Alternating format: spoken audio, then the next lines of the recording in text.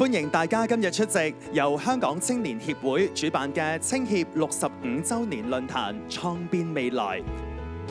青協相信青年培育從來都係以青年為中心，與時並進嘅。感謝接近30位嘅嘉賓講者，你分享咗智慧同埋專業觀點，你對青年嘅信任、關愛同埋意見，將會成為我哋青年協會設計未來服務嘅重要參考。青協作為香港最具規模嘅青年服務機構之一，65年一直秉持青年為本嘅精神，透過專業服務同埋多元化嘅活動，全面咁樣去支持青年成長。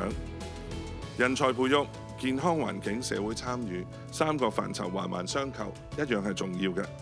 展望未來，民青局係期待與青協繼續攜手同行，等我哋每位香港嘅青年都能夠發揮所長，發光發熱。挑戰不斷都存在，但係挑戰永遠都係伴隨住機遇。問題係我哋點樣做好準備嘅啫。過去65年青協一直喺度思考，亦都喺度行動。我哋希望掌握到青年所想，亦都提供到青年所需。